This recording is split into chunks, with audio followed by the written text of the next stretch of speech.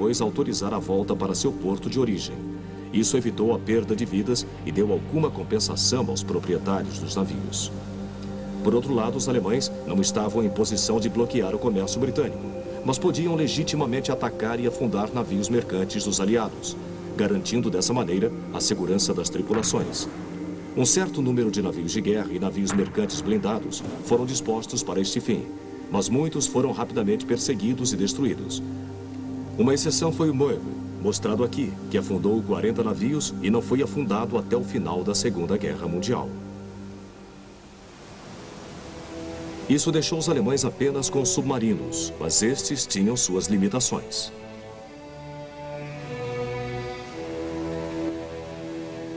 Eles não podiam escoltar com facilidade um navio dentro do porto e não tinham mão de obra especializada na tripulação de bordo.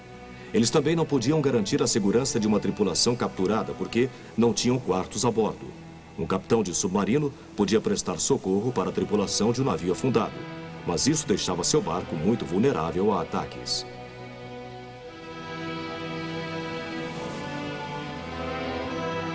Normalmente, o melhor que podia ser feito era mandar a tripulação para seus barcos salva-vidas e deixá-la à deriva depois do interrogatório do capitão, num curso que a levasse à ilha mais próxima.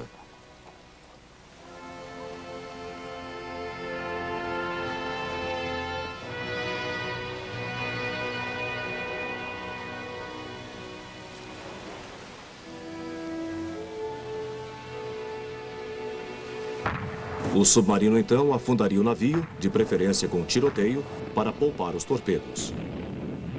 A partir de outubro de 1914, foi esta a prática que os alemães começaram a adotar.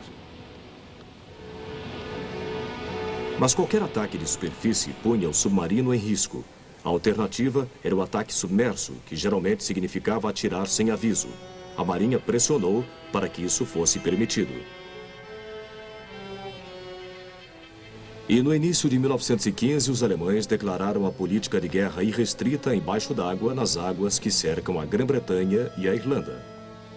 Embora houvesse todo o esforço para não afundar navios neutros, sua segurança não podia ser garantida, especialmente porque os capitães de submarino eram instruídos de que a segurança de seus navios era de capital importância. Os alemães, entretanto, esperavam que esta advertência pudesse impedir que navios neutros entrassem em águas britânicas.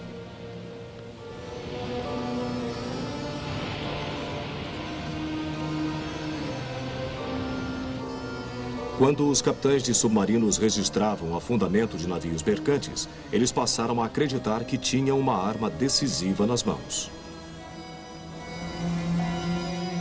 A Grã-Bretanha fez muita propaganda sobre a irrestrita campanha de submarinos, afirmando que os alemães ignoravam as leis de guerra civilizada. Para os neutros, por outro lado, isso era melhor do que ter suas cargas confiscadas pela Grã-Bretanha.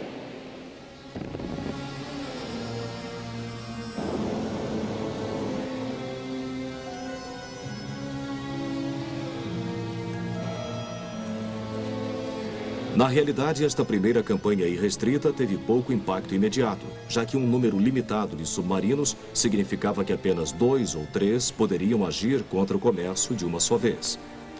Em maio de 1915, entretanto, aconteceu um fato que teve sérias implicações na campanha alemã. No dia 1º de maio, o navio de passageiros Lusitânia deixou Nova York rumo a Liverpool. Naquele mesmo dia, os jornais de Nova York divulgaram notícia de que navios de bandeira britânica corriam o risco de ser destruídos sem qualquer aviso prévio.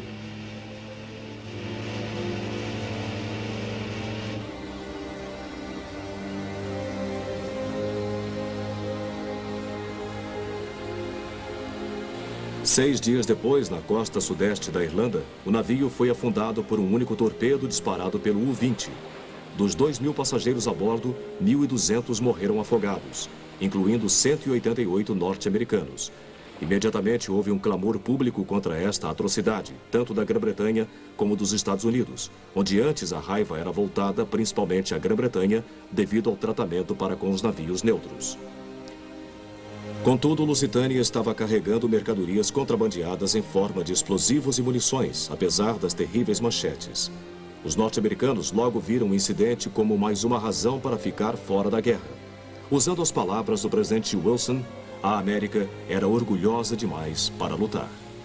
Assim, a campanha continuou pelo resto de 1915, esgotando-se simplesmente porque também poucos submarinos podiam ser mantidos no mar ao mesmo tempo.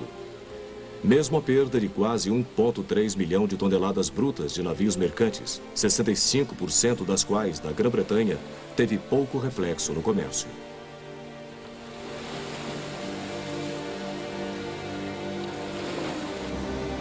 Mas nova perda de vidas norte-americanas levou o governo americano a uma reação muito mais forte.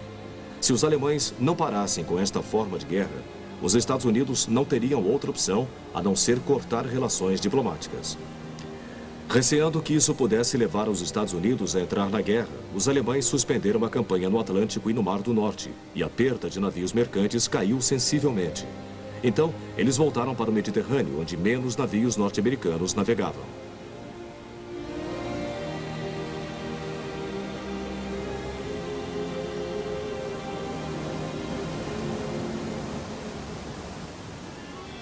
Durante a primeira campanha irrestrita, os submarinos usados não transportavam mais que 8 torpedos e tinham que usá-los com moderação.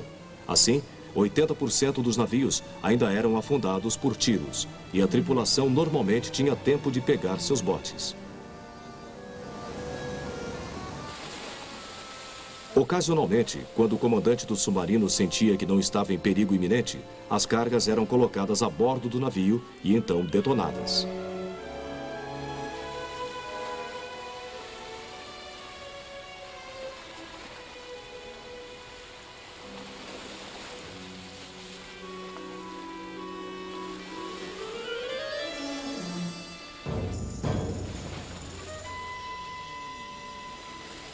Navios mercantes normalmente viajavam sozinhos e isso dificultava o fornecimento de proteção naval, principalmente se eles não estivessem nas principais rotas marítimas.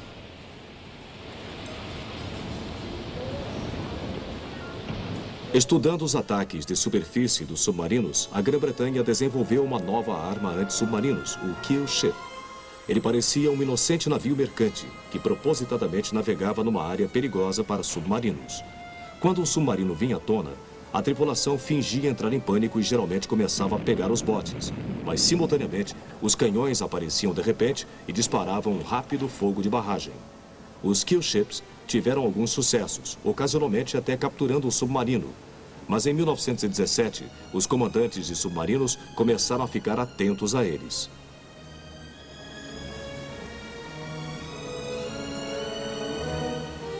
Em agosto de 1916, com a decisão de manter a esquadra dos altos mares do porto, a questão da guerra submarina irrestrita foi revista pelo governo alemão e o alto comando.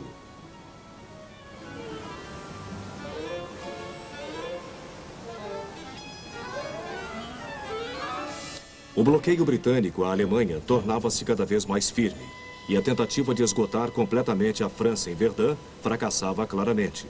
Isso, junto com a Batalha do Somme, diminuía a força da artilharia alemã. Por outro lado, a taxa de construção de submarinos crescera rapidamente e isso refletia no aumento de navios afundados durante a segunda metade de 1916. Com um número suficiente de submarinos, que era o argumento da marinha alemã, o comércio britânico ficaria tão deficiente que o inimigo seria obrigado a pedir a paz.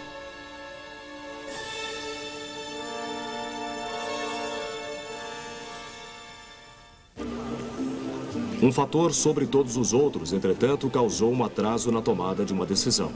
Durante o ano de 1916, o presidente Wilson havia enviado observadores a ambos os lados na esperança de poder negociar a paz. Em novembro de 1916, haveria uma eleição presidencial, que dependia muito do resultado dessa decisão, assim como a posição a ser assumida pelo novo presidente em relação aos termos de paz da Alemanha. Wilson foi reeleito, mas só no final de dezembro deixou claro que não tinha aceito as propostas alemãs de paz. Consequentemente, no início de janeiro de 1917, os alemães resolveram fazer uma campanha submarina completa e irrestrita, negando passagem até mesmo a navios neutros. No início desta nova campanha, que começou em 1º de fevereiro de 1917, cerca de 110 submarinos participavam. Os barcos eram de dois tipos: os grandes submarinos oceânicos mostrados aqui, operando desde os portos alemães do Mar do Norte, e os submarinos costeiros de menor alcance, baseados nos portos belgas.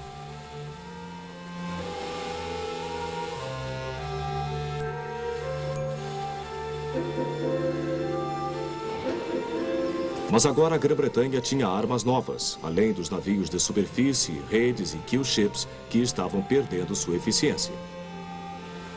Os hidrofones podiam detectar os motores dos submarinos abaixo da superfície, caso eles estivessem próximos ao navio. Um equipamento arrastado pela embarcação servia como fone, e um operador ouvia os sons reveladores ao girar seu cursor para apontá-los.